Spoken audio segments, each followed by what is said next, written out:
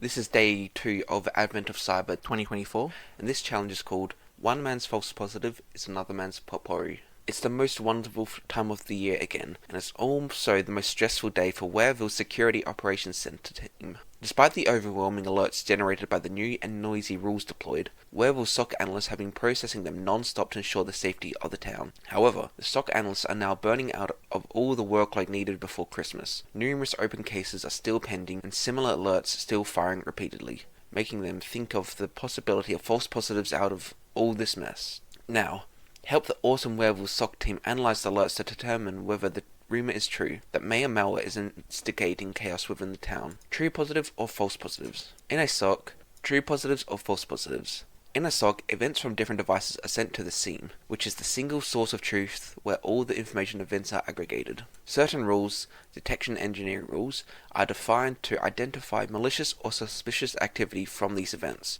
If an event or set of events fulfills the conditions of a rule, it triggers an alert.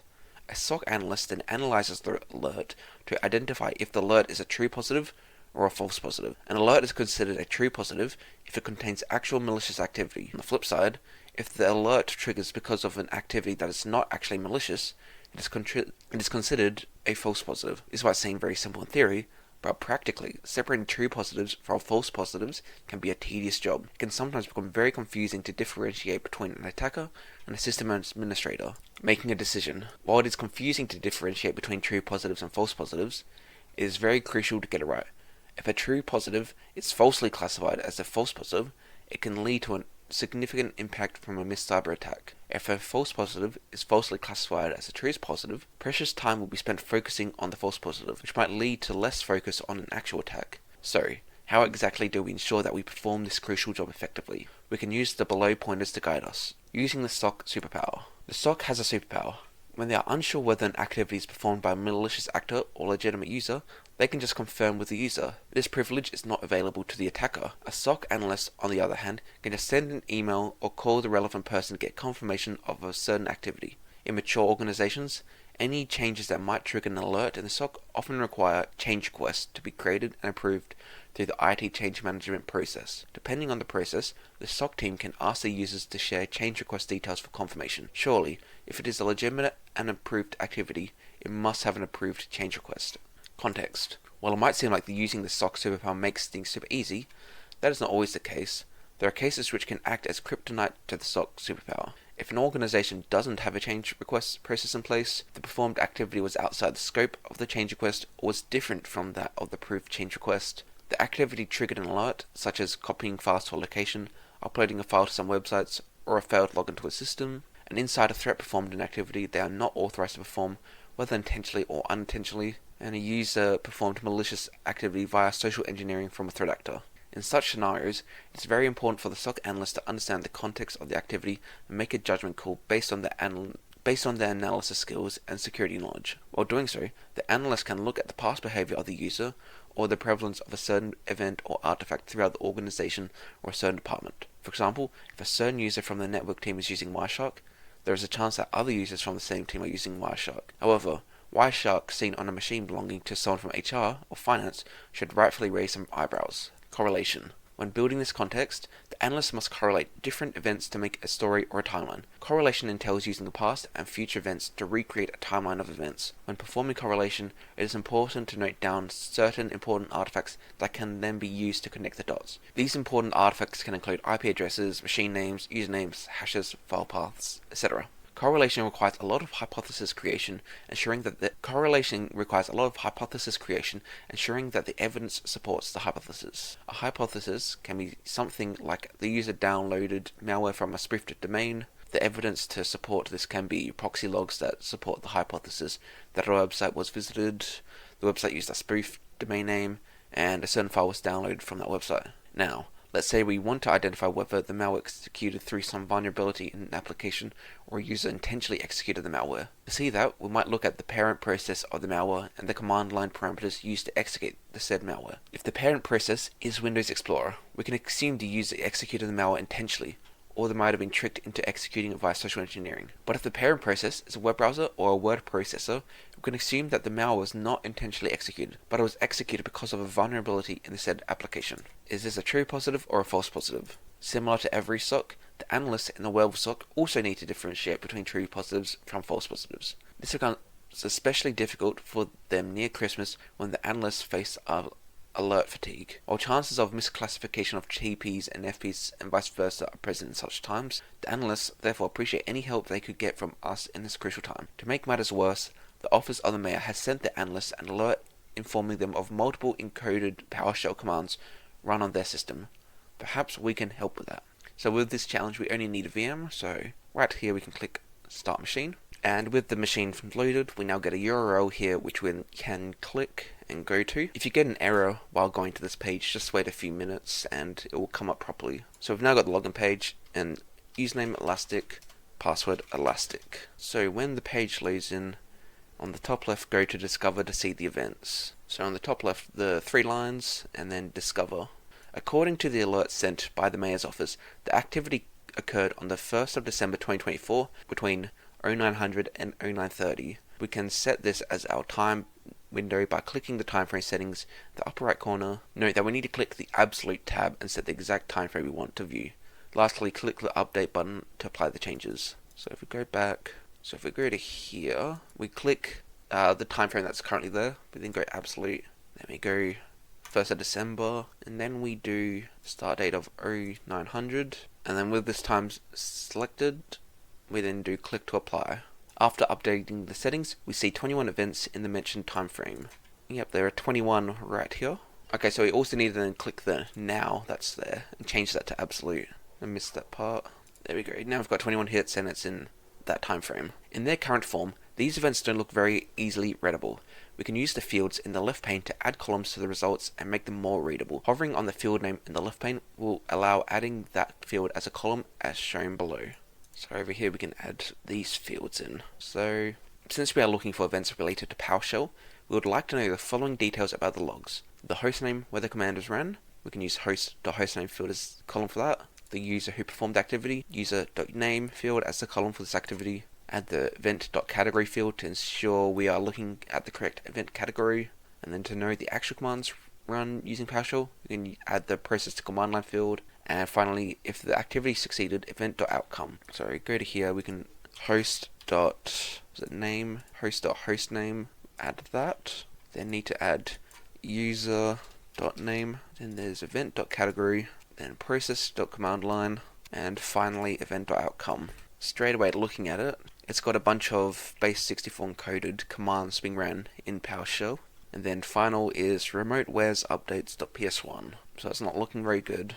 Actually, no, that's the first one which runs. Notepad runs remote where's updates ps1, and then these other base64 encoded PowerShell commands are ran. Interesting. So it looks like someone ran the same encoded PowerShell command on multiple machines. Another thing to note here is that before each execution, the PowerShell command, we see an authentication event, which was successful. No, I hadn't noticed that it was different host names. I just saw where host and thought it was the same one. This activity is observed individually on each machine, and the time difference between the login and PowerShell commands look very precise.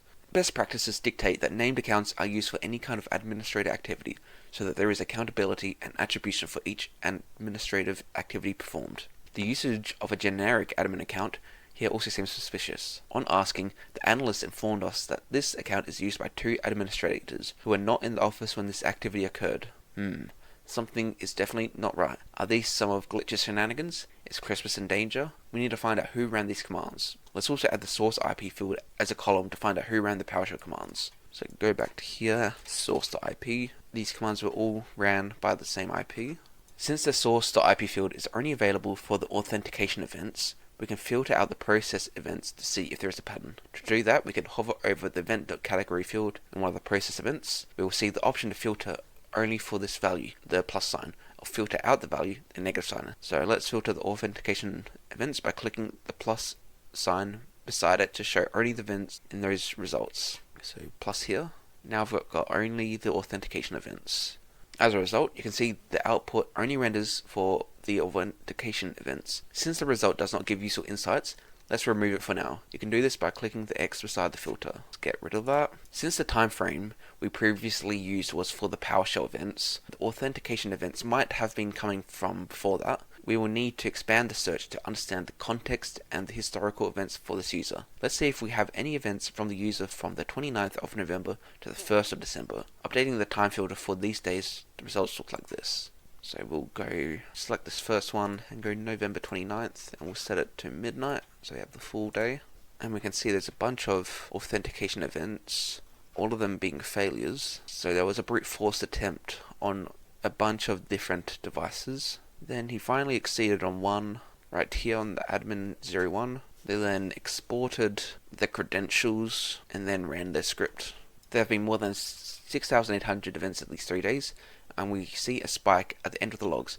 However, even though we used the time filter for the day end on the 1st of December, we see no events after successful PowerShell execution. There have also been a lot more authentication events in the previous days than on the 1st. So we're going to be adding filters for service admin and the IP address. So filter for value, service admin, and then filter for the IP address. Oh, I filtered for that. Filter for IP address. It looks like all these events have been coming from the same user and the same IP address. We definitely need to investigate further. This also does not explain the spike. Let's filter for authentication events first by clicking the plus button beside it. Go back to adding authentication events. Moreover, let's filter out the source IP address here to see if we can find the IP address that caused the spike. This can be done by clicking the minus beside it. So it wants us to remove this. So if we've got another IP address, the 10.0.225.1, after applying the filters, the expected result will be similar to the image below, which it is. Scrolling down, we see many events for failed logins. We also see that the IP address for the spike, ending in .22.551, ending in 255.1, differs from the one we saw for the events continuously coming in the previous day.